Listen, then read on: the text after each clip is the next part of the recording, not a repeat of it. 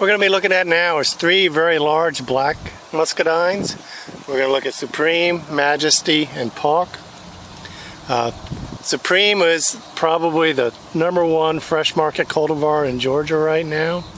Has a lot of good traits and is used quite a bit, and is one that you'll commonly see if you buy muscadines at the store. Supreme is quite large. It's a female vine. Just a nice black berry. One of the things about Supreme is a little unusual for a female muscadine. It sets quite large crops, and sometimes it can actually overcrop.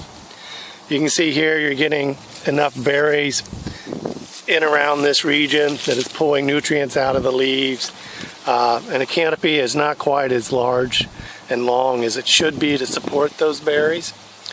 And that can give a little bit of a problem with Supreme. Supreme is known as being a bit of a fussy muscadine in terms of trying to keep it alive. If you have heavy crops where it pulls the nutrients out of the vine, and then you have a hard winter, you can get a lot of winter kill on Supreme. The thing that Supreme has going for, as well as its large berry size, is it has a very firm berry. When you push on it, it's quite firm even though it's dead ripe. It's not soft like some muscadines. On the inside of the flesh too is very firm. It's got kind of a plum texture to it. Because of that firmness, the grocers like it because it does feel like it's still fresh. And you can store it for 2-3 weeks and it will keep a lot of that firmness in it. It doesn't get soft like some varieties do. And that also makes it quite useful for commercial picking. One of the downsides of Supreme is it's not uncommon to have these really filled out tight clusters. And because the clusters are tight, you have to grab the berries by kind of the back end and really kind of squeeze and tug to pull them off. And typically you'll get the splitting along the stem when you do that. And so stem tear is quite common. If you've had rain, you can get berry split, and if you pick them at the wrong time and you're getting a lot of that berry split, that doesn't pack well because it leads to juice getting on the berries, making them sticky and mold in the berries. And so you can lose quite a bit in pack out some years just due from the pedicel split. The next variety we're going to look at is Majesty. Majesty is actually a progeny of Supreme by Triumph, released out of the Florida A&M program. Big claim to fame in Majesty is strictly fruit size. If you're looking for a big berry muscadine to kind of impress people with, Majesty is a great pick. See, the berries can be quite large. Similar to Supreme, but maybe with a little bit more pronounced lenticels on the berry. Here you can see some more berries in here. Again, quite large berry. Biggest problem with Majesty is it just doesn't produce enough berries. This is another female vine. As you can see, it's growing quite well. Has a lot of foliage. But when you go in and you look for the actual fruit in there, there's just not a ton of fruit. And this vine is right next to a self-fertile pollinator, and so it's not due to lack of pollination. Crop set on here is marginal, but I've seen Majesty where it just sets very little crop at all. And I don't think I would want to try and do it much commercially, just due to that lack of crop load. You can see down in here we're just not getting many berries at all.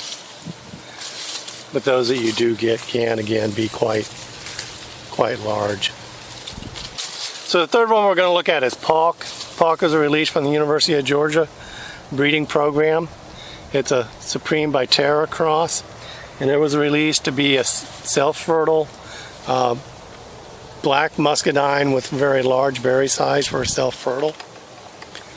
Generally, something like Supreme will be around 15-16 grams per berry, and in the past the self-fertile types have been 10 or 11 grams.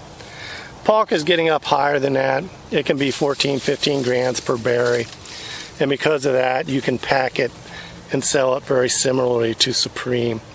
And being a progeny of Supreme, it's actually quite similar in appearance to Supreme, and I think you could probably pack them together and they would look like the same variety. Generally good crop load on Paulk, and fairly good vine growth. You can see here it's got a little better vine growth than the Supreme does. Yields have been good on Paulk, partly because it is self-fertile, and so you don't have to worry about pollinating issues. One of the things we like about Paulk better than Supreme is the pedicels are longer. So you can see here you got a cluster, but your individual berries are loose and moving around on the cluster. And that helps you pick because you can go in and you can grab kind of behind the berry and pull it. And that gives you a drier stem scar. You're not getting that split that you get with a Supreme. And that's primarily due to just being able to jiggle that berry around a little bit as you pick them to get a little come off cleaner. And so your pack out's a little better with Paulk. In terms of harvest window, Paulk is a mid to late season variety, and it's fairly consistent when it comes off.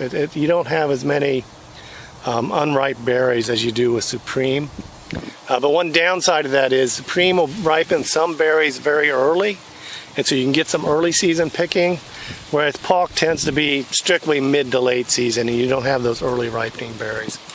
So if you're going to plant Paulk, you need something early. You either need to get some Supreme vines in there and pick the early ripening berries off Supreme, or you need to get something like Lane in there with it so that you have some early season market. So that's the three we looked at. Paulk, self-fertile, good sized berries, easy to pick. You have your Majesty, very large berries, but probably not enough yield. And then we have the industry standard Supreme, good quality, firm berries, which hold well in storage.